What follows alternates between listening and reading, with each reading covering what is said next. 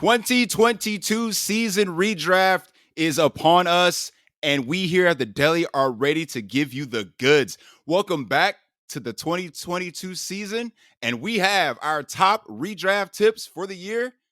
I'm ready to open up the Deli. I am so excited to be back. Let's get this going.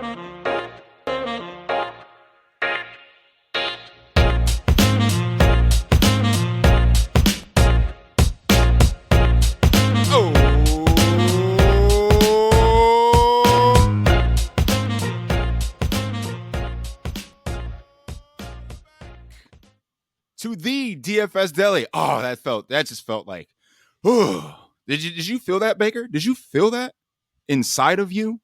Did you feel that? Say you're inside of me? No, not me inside of you. Like that feeling that just ready for the football. Football in the Deli is back, we got preseason football going on as we speak. We got Joshua Dobbs catching more touchdowns. I mean, it's here. Like, I was talking football with, my beer cleaning lines guy earlier today. Like, it's here. God damn it. And yes, it is here, and we are. I got a team, yes, without a doubt. Yes, I am ready.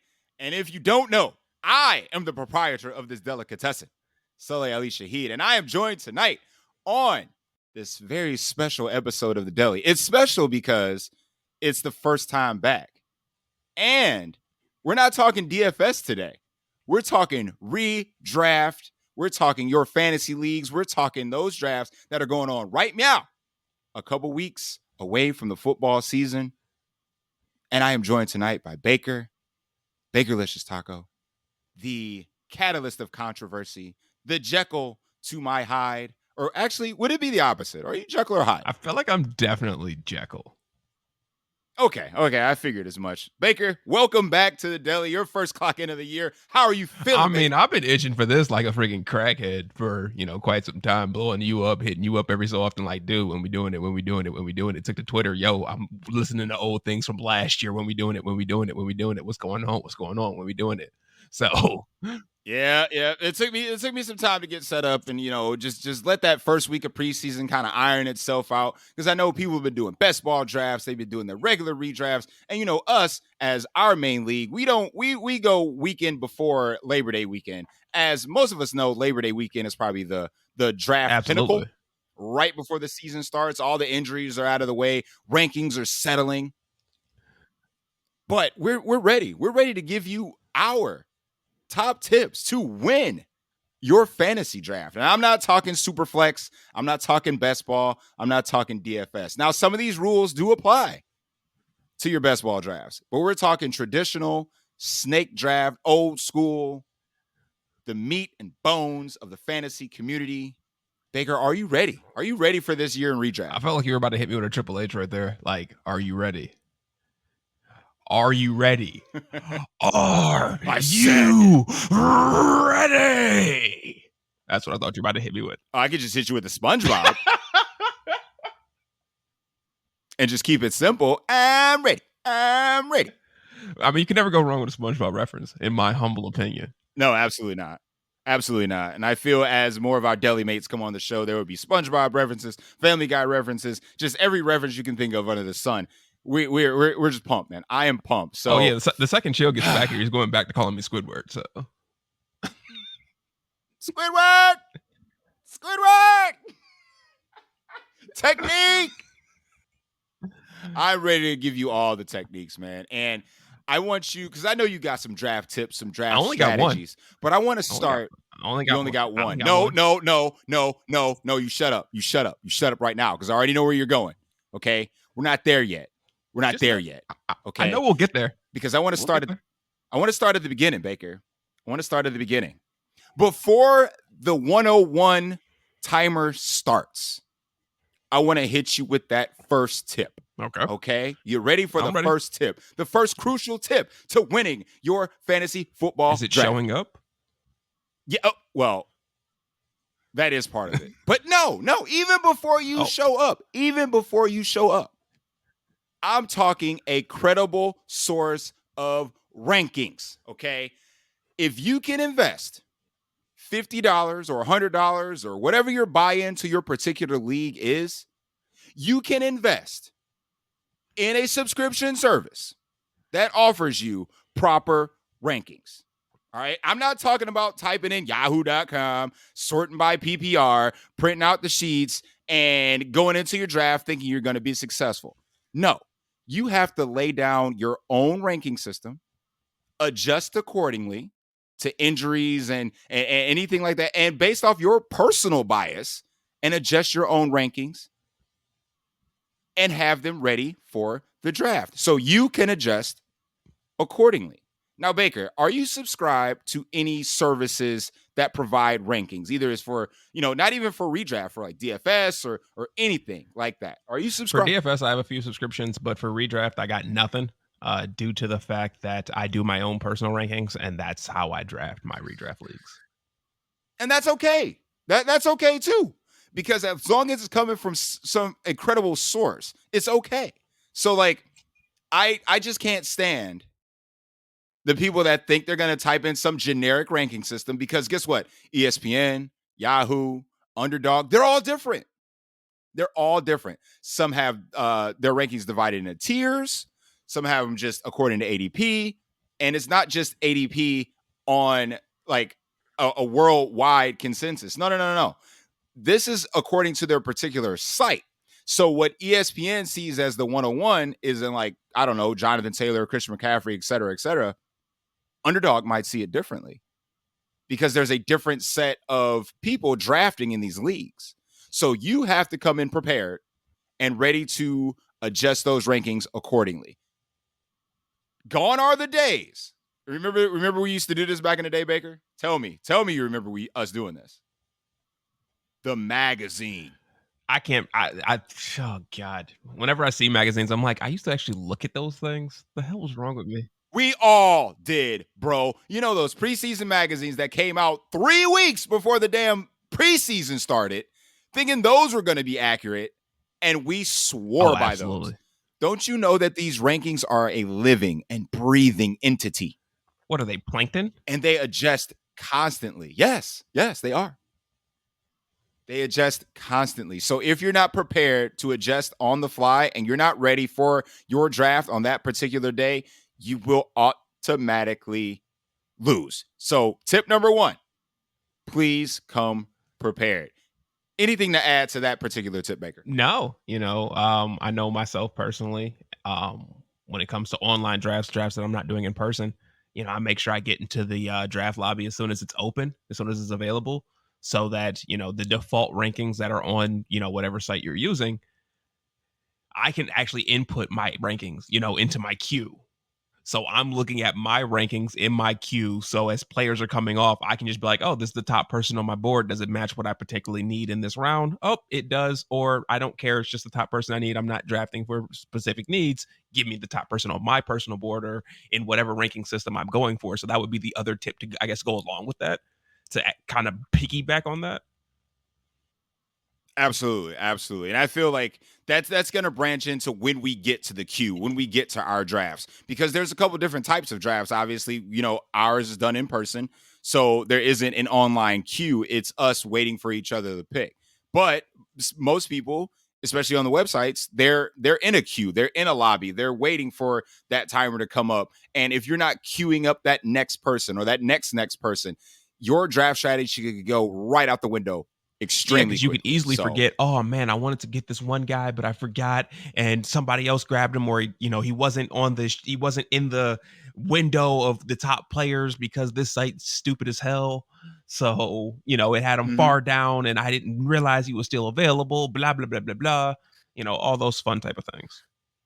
Absolutely. So, next tip: prepare to not be distracted during your draft. But being distracted is so much fun. We set up our draft day. We set up our draft days. Weeks, sometimes months. Our draft falls on the exact same weekend, on the exact same day every year.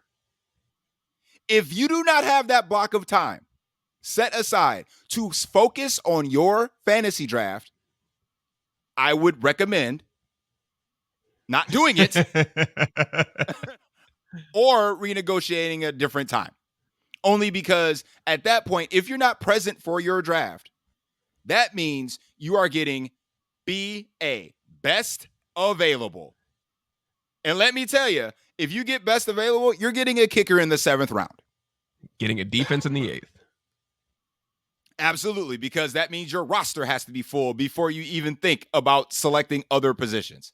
So if you do not have that block of time to take a side and do your fantasy draft properly, renegotiate But the I time. so badly want distractions at our draft. And what I mean by that is I am levying for our draft to be done at a strip club just so there can be so many different distractions while everybody's drafting. Oh my God. I would literally buy a lap dance for everybody while they're on the clock. It would Baker paying entry fees on laps. Absolutely. Like I will absolutely just make it rain to get distractions, because the way as the commissioner of our league, once that clock is up, the person behind you can jump. I'm intentionally trying to distract people. I doubt that we'll actually do it at a strip club, because I think for the most part, I'm the only person that, somewhat almost a little bit regularly goes to a strip club. Rule 2A, tip 2A, don't draft. Oh my God, it'd be so much fun though. It would be a unique experience, but a lot of rosters will look upside down. Like, to whoever's listening to this, for the love of everything holy, if you find that somewhat interesting, throw it out to your league. Let's do our draft at a strip club and just see what happens. Because, like I said, I'm going to continue to push for this until it happens in our league one of these days. I'm going to get it to happen one day. It may not happen this year, but before I die and before this league dies, I want that so badly. Well, listen, if you win, you get to pick the destination, and wherever we're at, just say strip club. Like, I won't care. And we got to go. Oh, we got to win. I will let second place pick the city, and I will just say strip club. But yes, I can't emphasize this enough, because we've had in our league people drafting while they're at work, people drafting while they're on the toilet, people having to phone in multiple picks. Who's left? Who's available? I'm not telling you a bit of information. If you don't come prepared, that's on you. And your failure in our league is on you. I'm not bailing you out whatsoever. As the commissioner, that is so annoying. It's like, who's left? Oh my fucking God. Yeah, exactly. I'm not tolerating that shit, and neither should you. I'm inputting everything. Who's available? Oh my God. Please shut up. Yes, so please come prepared.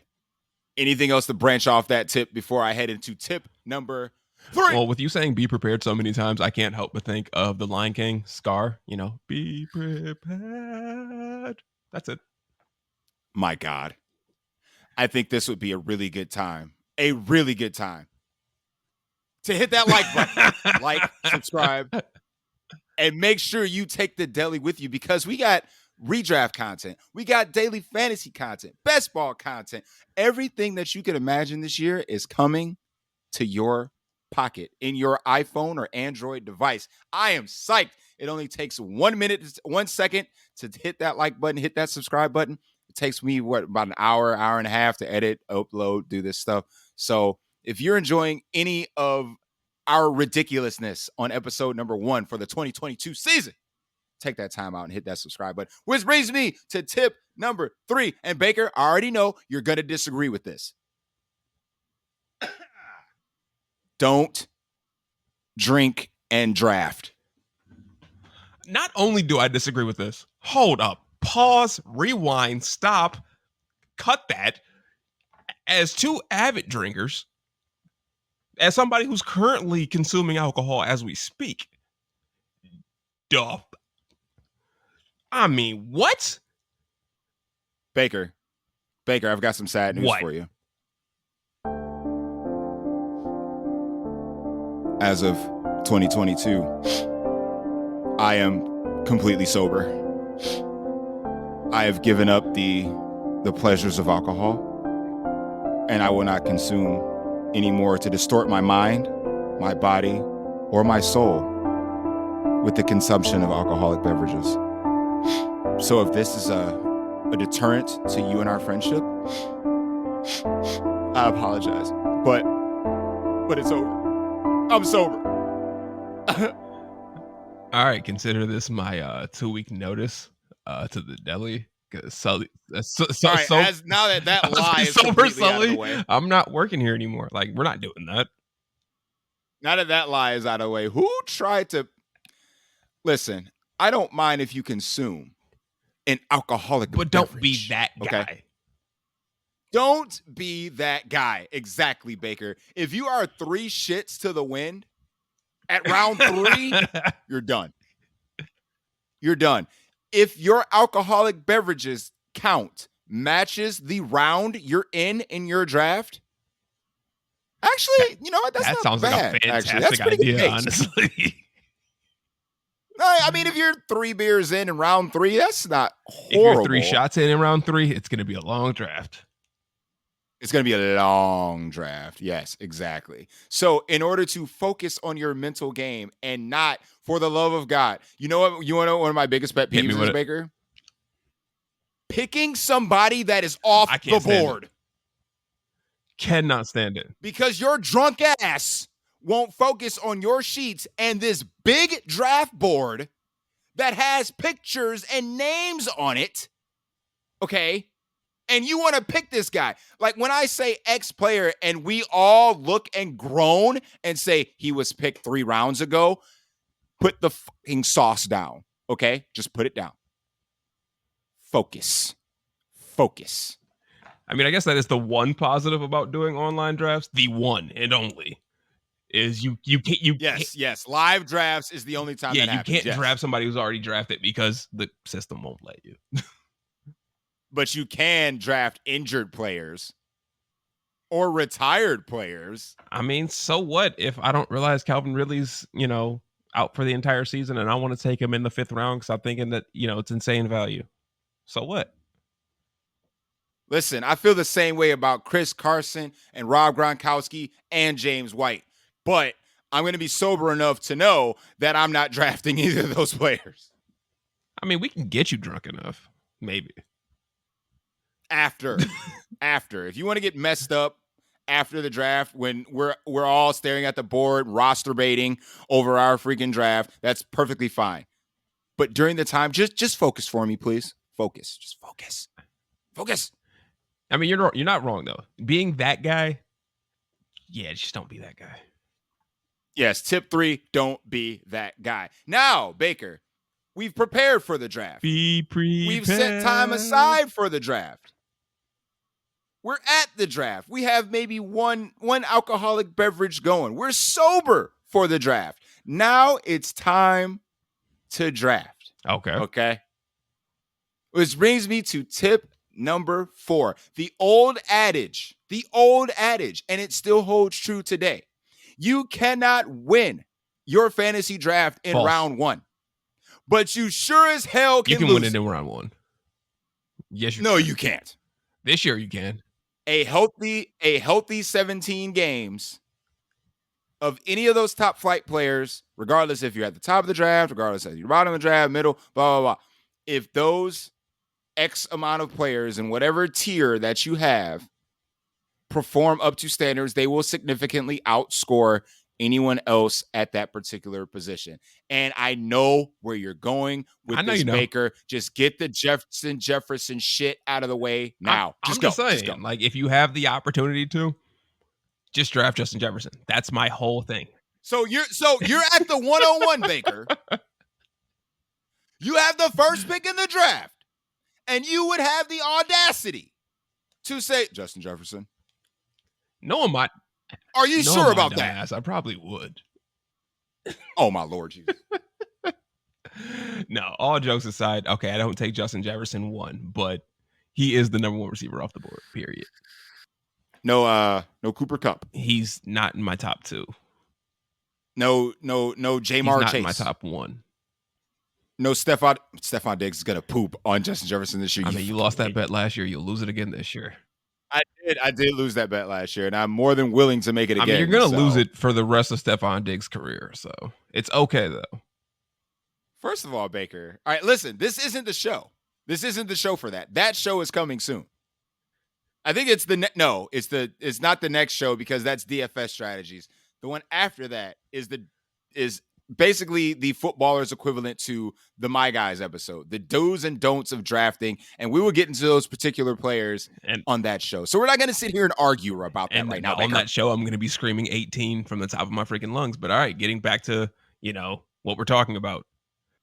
So listen, I know we like to reference our league a lot because that's the baseline for it. You mean in round one, Justin Jefferson? I feel the league that I have Justin Jefferson in, right? Yes, the league you have Justin Jefferson in, and the league I have Stephon Diggs in. So Touché. There's that. Last year, albeit I made the playoffs, I essentially lost my draft in the first round because at pick 8, God, right? did you pick lose 8 your or 9, draft in the first round? Lord Jesus, did you? Yeah. I went with an unproven commodity, and I selected Clyde Edwards-Helaire over Jonathan Taylor. Didn't you select him over Najee Harris too? Who else? Yes. Yeah. I think I selected him over Joe Mixon too. Yeah, because Joe Mixon went in the second round. Yeah, he did. Yep. So right then and there, I lost because I tried to get cute and select what I thought could have been a potential breakout player, as opposed to someone that has already tried to be the smartest guy in the room. Tried to be the smartest guy in the room. Yes, that's basically the overview of that tip, Baker. Don't try to be the smartest guy in the room in round 1. Probably round 2, to be honest. Honestly, the first 4 rounds, you don't have to be the smartest guy. I don't know about. I think it's 2 rounds, and then you can start getting into upside picks or like proven commodities, maybe, a rookie or two that you think could break out. I don't know, depending on that situation. But like, I feel like the first 2 rounds are like, be safe, play it conservative, don't lose your draft. Now, injuries aside, of course, because as you know, I had King Henry last year, which basically carried me throughout the season, but he got hurt. So that happens, and that is not your fault. But drafting somebody that has a lot of question marks around them in the early rounds will lose you a fantasy draft more often than it will win you a fantasy draft. Yeah. So yes, mistakes were made. We learn and we move forward. You were so high on that man last year. Yeah, I got way too high on Clyde Edwards-Helaire, okay? I was sipping that Kool-Aid, and let me tell you, there was no sugar in that muff. Like this dude over here thinking it's 25 for Kansas City, thinking it's Jamal Charles over here, so... wouldn't that would be be nice? Could you imagine Jamal Charles in this offense? Oh my God. I think I have wet dreams. Prime Jamal Charles in this. Like, I have wet dreams thinking about how fucking stupid that would be. Yeah. But what about prime Todd Gurley in the Rams offense? I mean, that's the real question. Which do you think would be better? Do you think Jamal Charles in this offense? I know we're getting off the rails, but do you think Jamal Charles in this offense, a little bit, for the Chiefs, would be better than prime Todd Gurley? No, I would take Jamal Charles in last year's Chiefs offense, sans Tyreek Hill. Yeah, people are sleeping on the Chiefs offense. I think the Chiefs offense is still going to be explosive. Well, when you have one of the bbest quarterbacks in the NFL, I mean, it's still going to hum, and one of the best coaches. So and that guy from Cleveland Heights. So yeah, they'll be all right. They'll be all right. Yeah, he's a Hall of Fame. Travis Kelce, for people who don't know. At that position. I think they know the listeners know we weren't talking about Juju Smith-Schuster. People might not know Travis Kelce's from Cleveland Heights. What represent? Anyway, we are going to go into tip number 5. You've gotten past the first 2 rounds. Maybe even that 3rd round. Now it's time to risk it to get the biscuit. Which we both know I love to do in drafts. Yes. So, in these rounds, this is where you can start targeting some of the breakout candidates. Now, let's say you're at the bottom of your draft and all the top flight running backs went off. So you went on ahead and drafted, I don't know, Travis Kelce, that guy you were just speaking about. So you got the number 1 tight end, right? And you come back around, there just happens to be a top flight receiver there. You go ahead and swoop that wide receiver. Now you're getting into the 3rd, 4th round, and you go, uh-oh. I don't have any running backs. What do? This is where you have to target some of these upside guys, some of these maybe rookies or breakout candidates. So around that ADP, you find guys like Travis Etienne, find guys like Breece Hall.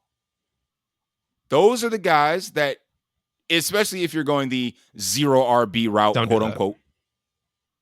I mean, I don't recommend going the zero RB route, but if that's the way your draft fell, then that's the way you got to do things. That's the way it's got to be.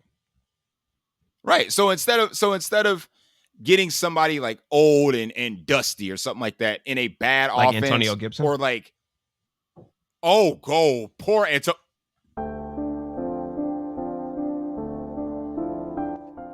Anyway, pour one out for Antonio Gibson. You want to talk about a guy that free fell?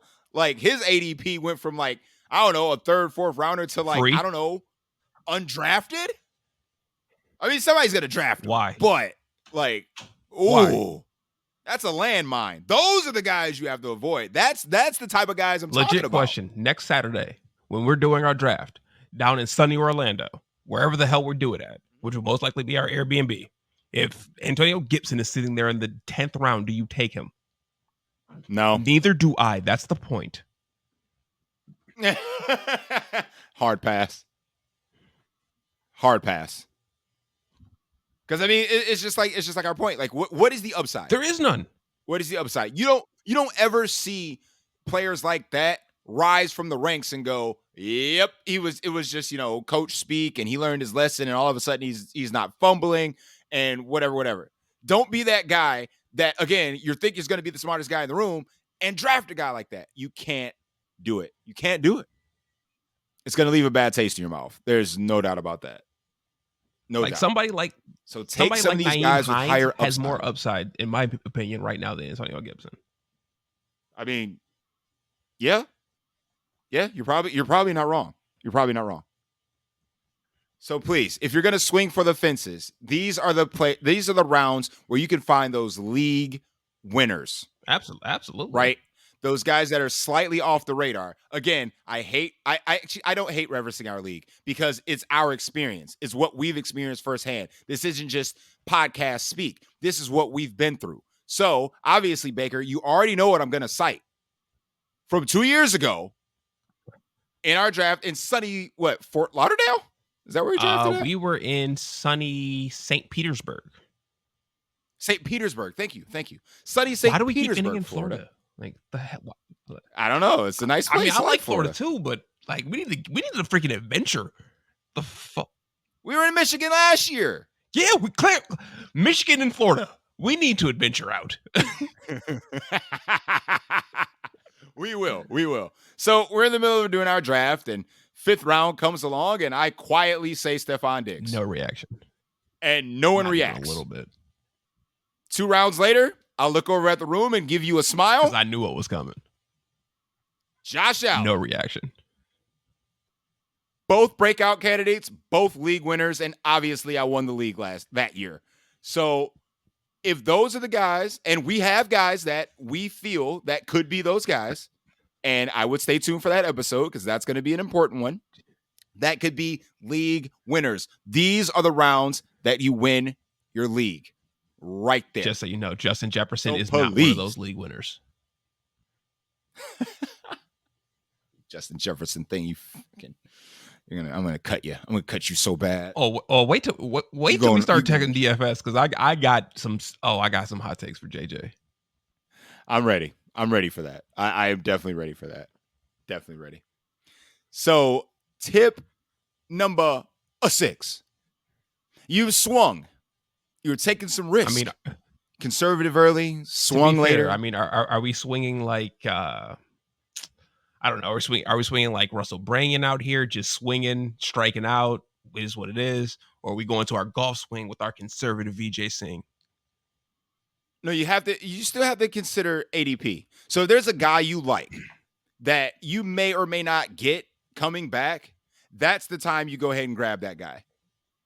Because if your guy is sitting there and you have to pay attention to other people's rosters, which is like a sub tip, right? So like you got a quarterback coming up or a wide receiver or tight end, and you look at the teams that are behind you or in front of you that could be on that wraparound, and they don't have those particular positions, 90% of the time, that guy that you may want is going to be gone. So go ahead and snag that guy. So it's all ADP. Like not all ADP, but it's your guys mixed in with it. That's why you have to rank these guys yourself. Like you have to take some guys off the board. You have to move some guys up manually. Like this is why. This is the purpose of doing that, to make sure that you're ready when someone zigs, you're ready to zag every time. So I can be ready to take Miles Sanders in the 3rd round. Gotcha. Oh, don't you? If y'all don't remember last year with Sully's obsession down the stretch of playing Miles Sanders and being butthurt by it. Like, Lord Jesus, the dude scored 0 touchdowns last year. 0. Miles. Sully. So it was Kyle Pitts. No, because Kyle Pitts scored a touchdown. Not in the U.S. Kyle Pitts wasn't hurt like Miles Sanders. Doesn't count. That makes it worse. Lord Jesus. That makes it like worse. Hearing people talk about the positive regression from Miles Sanders makes me want to rip my hair out. It's progression, bro. Progression. I'm sorry, positive progression for Miles Sanders. No. Like Jalen Hurts is just the goal line back. It's like expecting a Buffalo running back to actually score rushing touchdowns inside the 5. It doesn't happen. Why? Because Josh Allen's the freaking goal line back. Period. Listen, like I said, this actually leads, like I said, into the next tip, is that this you don't have to follow this one, okay? This is subject to opinion, but it has worked for me and Baker. You're a proponent of it too, so I know you'll agree with me. Here are 2 positions that I don't care about. You're right. Ready? No, Baker, you can say it. I mean, I don't give a damn about who's my starting tight end. Yep. Now, here's the caveat that I will say to this. Unless an elite tight end is falling, exactly, I will snatch up an elite tight end. Case in point, this year George Kittle seems to be falling in a decent amount of mock drafts that I've done. So if George Kittle is sitting there 4th, 5th, 6th round, I get it. That makes sense. Darren Waller sitting there in the 4th, 5th, 6th round, I get it. Because Travis Kelce ain't falling that far. Mark Andrews ain't falling that far. Kyle Pitts ain't falling that far. Correct. So if it's not one of those 2 guys essentially falling, I don't give a flying fuggamadiggle who has that TE next to their name in my starting roster. 1000% agree. So there's a big tier gap between those guys that you mentioned and the rest. The rest are dart throws. Yeah, like you can find, there's always somebody who just ends up, luck boxing their way into a handful of touchdowns. Last year it was Dawson Knox. What do you have? 10 touchdowns? Yep. Something crazy like that. Way too many touchdowns for his like own he had good. like 10 touchdowns on like 80 targets. It was an insane, it was an insane rate.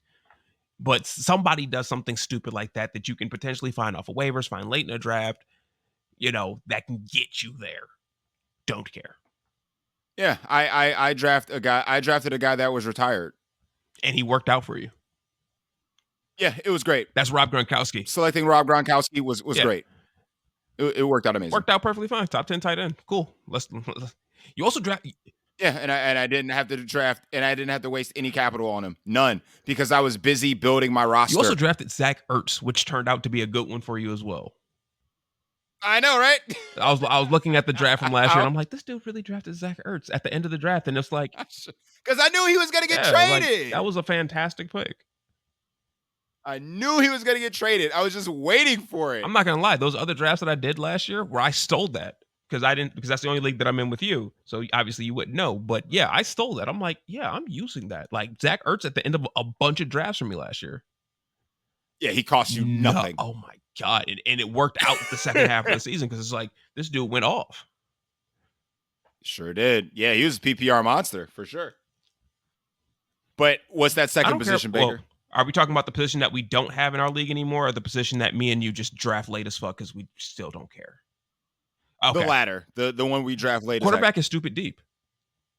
Like it is insanely deep to the point. And like I mentioned, this does not apply to you super flex not players, even a little bit. Like, okay? That is a completely different beast. We are talking standard. You have to start one QB a week, and that's it. We're also not referring to best ball because that's a completely different beast. But if we're talking standard redraft leagues, if you do not get a top tier quarterback, that falls. Josh Allen's not falling. This just in. Forget quarterback. You can find your quarterbacks late. Josh Allen, Justin Herbert, and Pat Mahomes, they're not falling.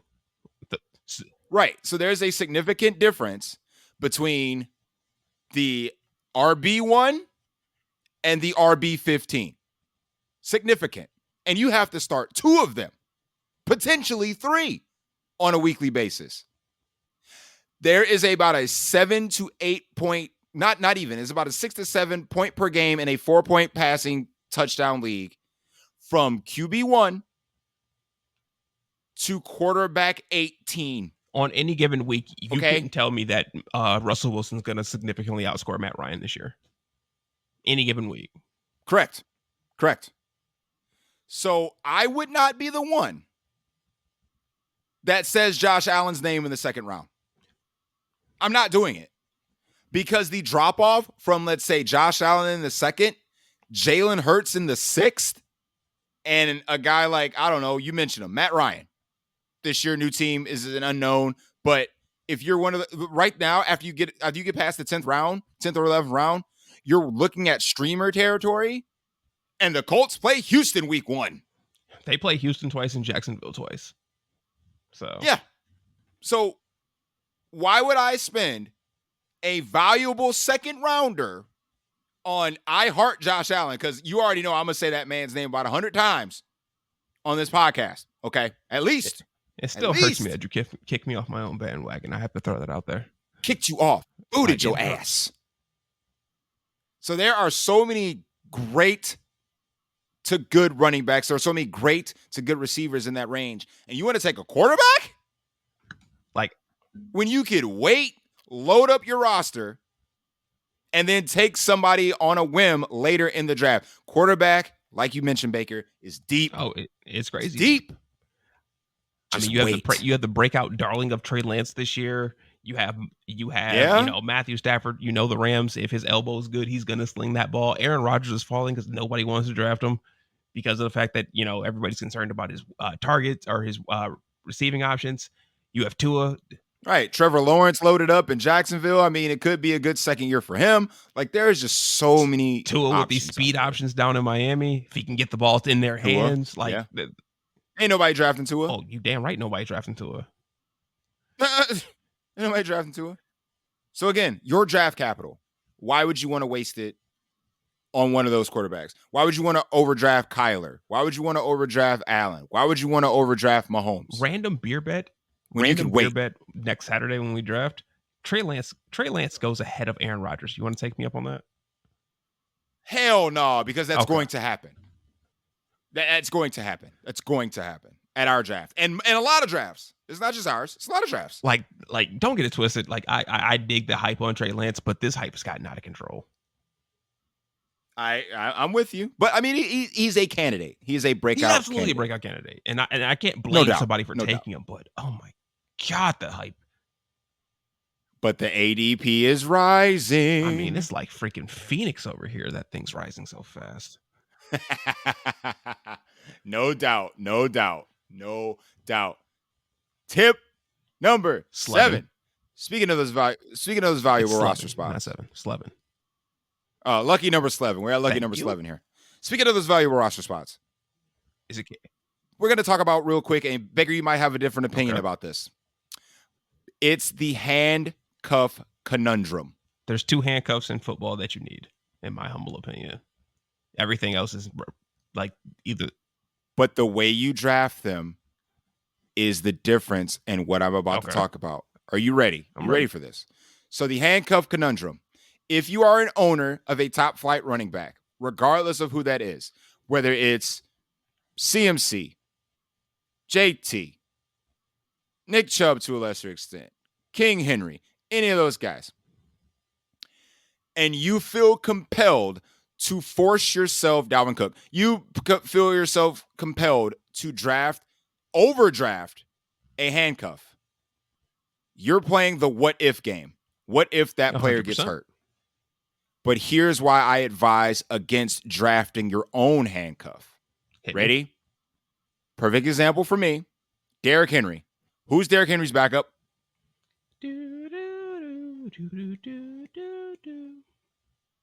Exactly. So whoever the hell that player is, you're going to feel compelled to draft him, just like I did. I had Darrington Evans, or whatever the hell his damn name was from last year, on my bench doing absolutely nothing for weeks. And somehow he kept getting hurt in practice. Then I had to drop his ass, pick his ass right back up just in case Derrick Henry went down. And even when Derrick Henry went down, they still went to an RBBC, or a running back by committee, with 3 different people. The lead of which being Devonta So it Foreman, didn't matter. Strangely enough. Yeah. But what I'm trying to say is the unknown handcuffs are a no draft to me, and the known handcuffs are draftable on the teams that you don't have that player on. Let me explain. You are a Dalvin Cook owner, okay? You're going to feel compelled to overdraft Alexander Mattison in the event, because we all know good and well Dalvin Cook's going to get hurt. I mean, death taxes and Dalvin Cook getting hurt. He is inevitable, like Thanos, okay? I implore you to not draft the handcuff on your team. I implore you to draft someone else's handcuff. And here's why. If Dalvin Cook gets hurt, no, you're the Dalvin Cook owner, and you don't draft Alexander Mattison. Let's say in the event that Dalvin Cook never gets hurt, you have that roster spot for somebody else that you could actually use in your lineup. If you're the Alex Mattison owner and the Dalvin Cook owner, Alex Mattison is occupying a roster spot you will never use. Dontrell Hilliard is currently the number 2 running back in Tennessee, FYA. Yeah, I'm not drafting Dontrell Hilliard. Anyway, if you're a Dalvin Cook owner, but decided to draft Tony Pollard instead, and Zeke gets hurt, you have a top flight, low end RB2 that you can insert into your flex or RB2 spot immediately. That roster spot is used. If you have Alex Mattison, Dalvin Cook does get hurt, you are net neutral on your team. You just flip-flop one or the other, and your team does not improve. However, if the latter happens, your team has significantly improved. Now you have a top flight, high-end RB2, potentially RB1, and you still have your other player. So drafting someone else's handcuffs nets you a net positive, whereas drafting your own handcuff nets you a net neutral at best. So I implore you to draft someone else's handcuff on your team instead of your own, especially if it's an unknown handcuff. Let someone else draft Dontrell Hilliard. Let someone else draft Nyheim Hines. Let someone else do that. You focus on the known commodities that are clearly someone else's handcuff. And if that happens, that team falls into desperation mode and is going to come knocking on your door about acquiring that person for a trade.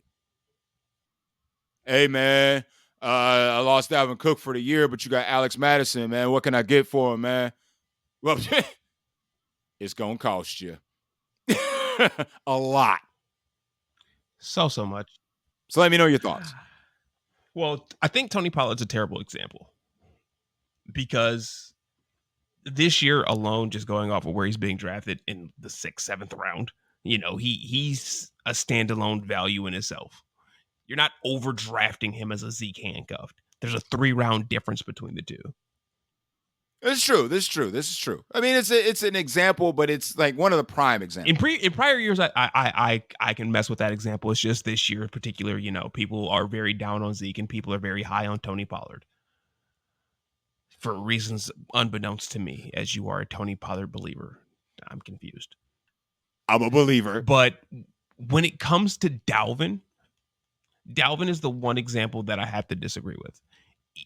Like being a Chuba Hubbard owner last year, it didn't do a damn thing for you because he's not CMC. Darrington Evans was not, Derrick Henry. I can't think of anybody like being a Kareem Hunt owner when Nick Chubb went down didn't net you anything positive because the Browns were still a split backfield. But Alex Madison is the one proven commodity that when Dalvin Cook goes down, he steps into that role. Not only is he Dalvin Cook light, like it's scary how close the production is. The efficiency is not the same, but the production is, which is all you care about in fantasy. So as a Dalvin owner, I have no problem burning that roster spot knowing that I have insurance. It's like it's literally the exact same as, you own a fancy sports car. Cool. You drive fast as hell in your fancy sports car with no insurance. You're a good driver. Doesn't matter. All it takes is one bad driver on the road, and then you're like, crap, I needed insurance. Baker. That's my name. You buy the insurance in blackjack? I hate you because you know the answer. Answer the question. Answer the question. Not. Okay, why? Because I'm a gambler. Okay. So buying the insurance at worst, no, I'm sorry, at best is a net neutral. Big fact. Agreed. Correct? I agree with the net neutral. That's why you don't buy the insurance in blackjack, right? Yes. Right? That's my point. But in understanding the fact that that's literally the point. That's literally the point, yearly fantasy is also a weekly fantasy game. Like you have to beat your opponent. You're not beating the league, you're beating your single opponent. If you're a Dalvin Cook owner and when he goes down, because we know he will, you need to beat your opponent that week. You're not going to find a Dalvin Cook off the waiver wire. The only option you have to replace him more than likely is to have his handcuff. But the other side of the coin is if you're the non-Dalvin Cook owner and you draft Alex Madison, that is a net positive for your team. Period, point blank. I mean, regardless, the whole concept of Alex Madison, which is, in my opinion, really the only handcuff that's really worth talking about, is not Ramondre Stevenson and Ramondre Stevenson has value on his own. I think a lot of these backups have value on their own because they have places in their offense. But I'm just saying, if someone like, let's say, okay, Chris Evans. Okay. Joe Mixon goes down. You drafted Chris Evans in the 11th, 12th round, and you're a non-Joe Mixon owner. That's all Chris Evans' role, from my understanding. I mean, that's 100% a net positive for your team. 100% correct. Right. He holds no value. None when Joe Mixon is on the field. But we also don't know what Chris Evans is minus Joe Mixon, because remember, Samaje was the number 2 last year. It was all right. This year could be different. But I'm just saying there's different examples for that. So again, from my perspective, let's say it this way, because this is the last little bit I'll harp on this last tip, is you are the Dalvin Cook owner. You draft Alex Madison. Would you still be inclined to draft someone else's handcuff? That's a proven commodity. I probably wouldn't, just because of the fact that I wouldn't want to burn 2 roster spots on my team on handcuffs. I would. I totally would. Totally would. And especially, so here's another example. And I hate that I'm spending so much time on this topic, but it's really important. So let's say there are contributing members to said backfield that are going at ridiculously different ADPs. 2 examples right now: Aaron Jones, AJ Dillon. If you're an Aaron Jones owner, you draft AJ Dillon, you don't actually play AJ Dillon. You're waiting on an Aaron Jones injury, even though he proves he has standalone value, right? You'll never play those 2 together. You won't flex one and start one. It's not going to happen. So that owner, the Aaron Jones owner, is definitely not inclined to overdraft AJ Dillon. But you draft AJ Dillon. Aaron Jones goes down. the value of AJ Dillon skyrockets, and those ADPs are 4 rounds apart. Cam Akers, Darrell Henderson, same thing. You won't draft one and start the other if you have them both on the same team, but the Darrell Henderson owner, Cam Akers goes down again, or vice versa. Who won that? Who won that exchange? And they have ridiculously different ADPs. So what do you do in that situation? What are you gonna do? Those are really tough ones. If I draft Aaron Jones, I'm not drafting AJ Dillon. Because I go back to my DFS thought process for a second when you mention Aaron Jones and AJ Dillon, just because of the fact that I've already thought to myself when it comes to DFS that there might be weeks that I play them both. Because I think that's what the Packers offense this year will be. It will be both running backs in any given week. Going back to, my Saints days, how much I love those Mark Ingram, Alvin Kamara teams. Ha. We ain't going to see nothing like that anymore, I mean, that was so rare that I would play both running backs. Lindale White and CJ2K? Playing both running backs, and it works. It's so difficult. It is so difficult. But I think if there's going to be a team this year, the Packers might be that team where you could play both. Could be. But from a yearly standpoint, not a DFS standpoint, yeah. I would be hard pressed to play them both. You're right. When it comes to Darrell Henderson and Cam Akers, there's no way you could ever play them both. So you're 100% right when it comes to that one. But that's the thing when it comes to handcuffs. There's literally only one handcuff to talk about. And that's and that shows the importance of him as a handcuff. Okay, so maybe he's a tiered handcuff. Absolutely. How about that? All right, we can settle that there. We can settle it there. All right. Before we wrap it up, last tip. Just a tip. Play your yearly lineups like you're playing a DFS lineup. Every time I do that, it doesn't work for me. Now, here's the thing.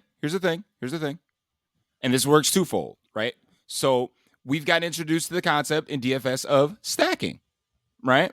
So let's say if you're, and this definitely applies to best ball. Definitely That's how you should be building a best ball team. But, right, so redraft, though. You're the Travis Kelce owner. You might be inclined to overdraft Pat Mahomes. Is that a good stack? Good combo? Is there such thing as overdrafting somebody with an ADP in the third round? Well, yeah, if you're the Kelce owner, let's say you went first round Kelce, second round Mahomes. That's overdrafting. I guess so. You overdraft Mahomes. But if you can find a mini correlation in your lineup that works, don't force it. But if you have the opportunity to get it without forcing it, I'd do it. So you're telling me if you're the CeeDee Lamb owner, you might be more inclined to draft that. So you're telling me in our league, I'm not saying reach for him. Draft Kirk Cousins. Is that what you're trying to tell me? But see, like you in that situation, that presents a very unique situation because of the ADP of a guy like Kirk Cousins, because he's borderline last drafted outside of the top 10 streaming option where you already have Justin Jefferson in place. So it's not you're forcing that stack. It's just an easy stack. It's going to naturally fall to you. So in my situation, I'm starting off with Michael Pittman and Steph Diggs. And I just talked about it about 25 minutes ago that I'm not drafting Josh Allen in the second round. I'm not doing it. I mean, he ain't going to fall to the fourth either. If he doesn't get taken in the second, he's gone in the third. Guaranteed. Without question. But in my situation, just like your situation, no one's drafting Matt Ryan. Matt Ryan's free. So I just got a nice little stack. Nice little stacky stack. So we both just gave up our tips Pittman and Matt Ryan on Saturday. Cool. I'm just saying. But that's the thing, Baker. Not everybody in our league is smart enough to listen to us. Which is weird because, we have a decent amount of championships between the two of us. Decent amount. Right. So the people and you listening to me yell at you. You are one of the lucky few that get these tips fresh off the grill from the DFS Deli. So force the correlation. I mean, Not force the correlation, but bring on the correlation. The correlation works. The As a stacking vegan, do you works. still use a grill? I mean, I just figured that you picked it straight off the tree or out the Yeah, grass. asshole. Does it cook food? I mean, it cooks food, but you don't eat food. Does your food cook? Shut the. I'm just curious. I don't know these things. We're definitely gonna get into several physical altercations in Florida. That is okay with that's me. perfectly fine with me too. I'll just take the grass and throw it at you, and you'll get busy eating. So I'm gonna let that one go. Get you some Tom Brady ice cream, some avocado ice cream. You'll be all right. I like that actually. That sounds disgusting. Sounds delicious. God. And I love avocados. Don't get it twisted. I absolutely love avocados. Avocado ice cream sounds disgusting. Don't knock it until you try it, buddy. No. I am knocking the hell out of it. Tom Brady, you might be the greatest quarterback, but you have the stupidest diet ever. Eat a goat. It's because of his diet. Anyway, listen, if you're going against an opponent that is projected to beat you and you have a roster spot, let's say your flex, one is starting is kind of conservative, you know what you're going to get, and there's a high upside play on your bench and you're projected to lose, play it like DFS. Swap those guys and play for the win. Always go for the higher upside guy if you're in between starting one versus the other. Stack them up. Go for the upside. So play your yearly lineups like you do your DFS lineups. That's my last tip, man. Anything to harp on? Anything else to throw out there? Just to, a little seasoning on those 8 tips. As long as those 8 tips aren't grass, I can season them. You want to fight? We can fight. That's perfectly fine. I mean, we've had this conversation multiple times. You'll win just because you have vegan powers. If you don't get the reference, watch Scott Pilgrim vs. the World. It's a horrible movie, but it's actually entertaining. But it's good. Yeah, it's horrible and good. Yeah, you're right. You're absolutely right. My only tip is to draft as many Vikings as you can. So draft Kirk Cousins, draft Adam Thielen, draft KJ Osborne, draft Dalvin Cook, draft Justin Jefferson, draft Kirk Cousins. Just don't draft their defense. That's the only thing. Draft Ontario Smith. Draft Alex Madison, as we spent a half hour talking about handcuffs. Draft as many Vikings as you can, just not their defense. That's it. That was a good handcuff rant. I enjoyed that. I enjoyed that back and forth with you, sir. I needed that. I mean, I needed that in my life. Well, Baker, I'm excited to be back, and I'm excited to have you back. I'm excited to have Chili back when he joins. I'm excited to have Studer back whenever he finds his equipment. Lord knows if that's ever going to happen. He texted us in the show saying that he found it and that he wanted to join mid freaking recording. And ignored. Denied. You can't just come late to work and be like, oh, let me get on this line. Nah, fam. You stay at home, and I see you on the next shift. Speaking of the next shift, the next show, I am still super excited for DFS lineup building tips and tournament game selection. I mean, just a sneak peek. I mean, week 1 with this soft ass pricing, you can literally just do whatever the fuck you want. Just do whatever you want. Christmas has already came because pricing on FanDuel and DraftKings is out, and we are going to get in depth about those games. I am excited, but as far as tonight, Baker, I think it's time to close up. I'm fine with that. And it's good to have you all back. Don't forget to like and subscribe on your way out. We appreciate all of you being here with us tonight. Can I say one? Can we will say one thing before we go? Of course. You're not supposed to play the music until after I say what I'm supposed to say. Okay, go ahead. Go ahead. I'll wait. Thank you. I'll wait. Go ahead. God. Go ahead, honey. Come on. Well, what I was going to say is on my own part. Oh my fucking God, I can't stand you. I can't freaking stand you. My finger slipped. I'm sure it didn't. I can. All right, hands are up. I don't believe you. Considering we're not looking at each other via video, I don't believe you, not even a little bit. We're good. Go ahead. You're going to do it again. You're so going to do it again. No, I swear to God, I'm good. All right. On my personal I'm just waiting for you to do it again, you piece of shit. Spit it All right. out. On my personal Instagram this year, for myself personally, I plan on putting out on Saturday nights my favorite stacks and things of that nature. I'm saying posting those every Saturday on my personal Instagram, which is at Bakerlicious Taco. In case you didn't know that's what Sully's talking about, it literally is my tag for everything: gamer tag, Twitter, Instagram, everything. Love it. So, Love it. Like Love if you type Bakerlicious Taco into anything, there's a great chance you'll find me. Besides TikTok, I'm not on TikTok. Love it. Love it. Love the concept. But absolutely. Yeah, that's once everything is digested from the week, before I go to bed, before I rest my head at the end of Saturday nights, after a long week in the deli, that's what I plan on putting on my own personal Instagram.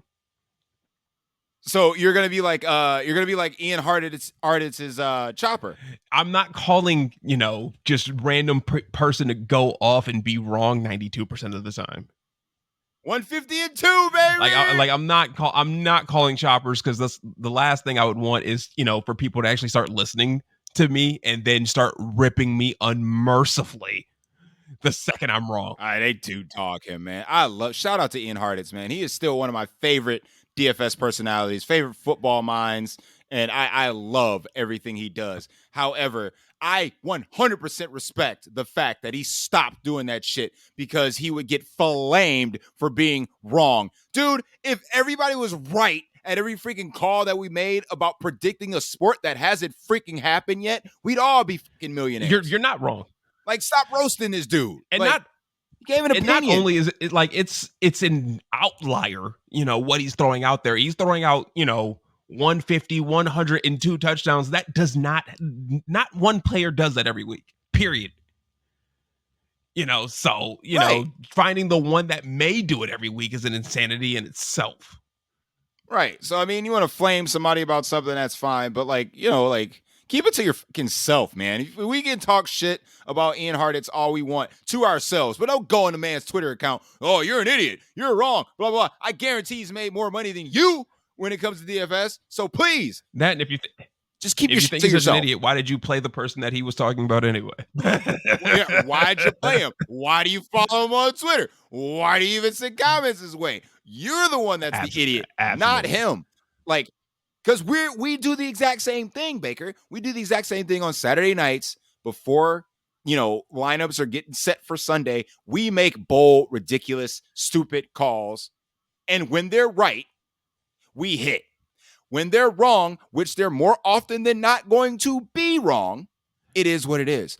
We want to finish at the top 1% of our tournaments. That's why we do it. Again, that's for the DFS show. I don't want to start another rant because we're already over an hour and 5 minutes. But I just want to warming people up for the next show. Just warming people up for the next show because I'm already ready. I can record it now if I have to get up in the morning. Man, I'm ready. I mean, me and you both got to get up early, so. Right, I know. So let's go ahead, turn off the grills, get the mop bucket out. Let's close up the shop for the night, and we'll see you all at the top, baby. Welcome back.